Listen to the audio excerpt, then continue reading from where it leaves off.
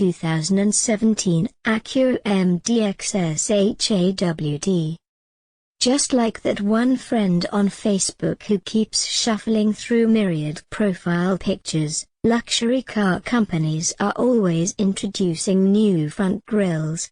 Acura, a brand that struggles with identity issues, is the latest to do so, just as we were starting to get used to its previous design, an inelegant shield most commonly referred to as a beak. The three-row MDX crossover is the first recipient of Acura's new, so-called Diamond Pentagon grille, part of a mid-cycle refresh for 2017. Will the nose job help give Acura more character? We're not so sure. The new front end looks cleaner and less bizarre, sure, but it's also slightly cartoonish and less distinctive than the beak, for whatever that's worth. Final judgment will have to wait until the Diamond Pentagon face makes its way onto other Acuras within the next few years. Other than the new Shanaz, not much else changes for the most popular Acura, and that's a good thing. The MDX remains one of the most entertaining three-row luxury crossovers to drive, which might sound like saying that Kim is the most intellectually stimulating of the Kardashians. But Acura's sophisticated super-handling all-wheel drive system, SH AWD, which incorporates a torque vectoring rear differential, imbues the MDX with surprising athleticism. Push it into a corner-hardened stand on the throttle, and the differential goes to work apportioning torque to the outside rear wheel, quelling understeer and motoring you on your way with little drama. The MDX's accurate steering rack and well-damped suspension also contribute to its dynamic poise. The ride is satisfyingly firm but not harsh, and overall responses are deft. Bantamweight competitor. The Acura's curb weight of 4,222 pounds also deserves plenty of credit for its lively performance.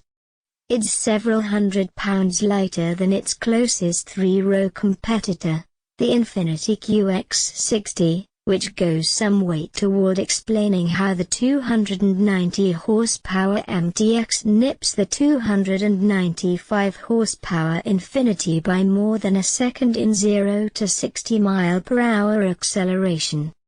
The MDX's sprint of 6.0 seconds and its 14.7-second quarter-mile time are nearly quick enough to keep up with the field of more powerful and significantly more expensive three-row luxury SUVs we tested recently, including the Volvo XC90, BMW X5, and Audi Q7.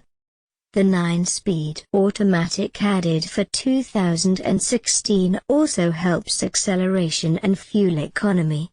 The MDX is rated at 26 miles per gallon highway, but we saw 28 miles per gallon during our real-world test run at a steady 75 miles per hour, but brings with it some quirks. It is frequently reluctant to downshift, has a console-mounted push-button shifter that takes some getting used to, and, on advanced models, includes a clunky engine stop/start system that's not particularly smooth. Where the Acura can't measure up to more prestigious crossovers is on the inside. Although touches such as open pore wood and contrasting piping for the leather seats are welcome, the MDX simply doesn't feel as special as the plush Audi or the gorgeously trimmed Volvo. Fit and finish is good, but the MDX's dashboard has a mostly plain design and uses plenty of utilitarian-looking materials. The dual-screen setup for controlling the radio, navigation, and climate settings is dated at best and infuriating at worst. Tasks that should be simple, such as turning on the heated seats or changing radio stations, require using the lower touch screen, which has a complex menu structure and is slow to respond to inputs. We hope Acura's new infotainment system will be much better. Passengers will be happier in back, where they'll find a comfortable second-row bench seat. Captain's chairs also are available, with its own easy-to-use, button-operated climate controls. The third row is predictably cramped, but at least the second row slides forward to give kiddos back there a bit more room. MDX in the middle. It may be a bit unfair to compare the MDX's interior with those of posh European competitors, since the Acura does cost quite a bit less than the Audi and the Volvo.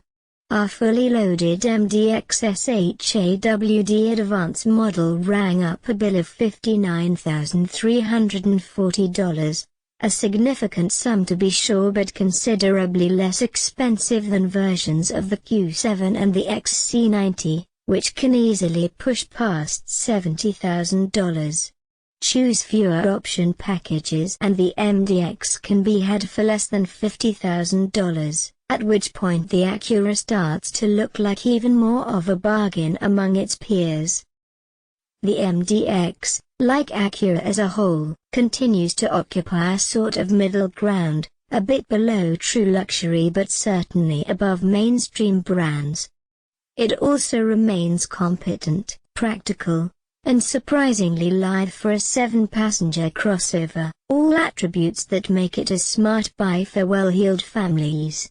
Although the MDX's interior is showing its age, Acura hasn't messed with success. Whatever you think of the nose job,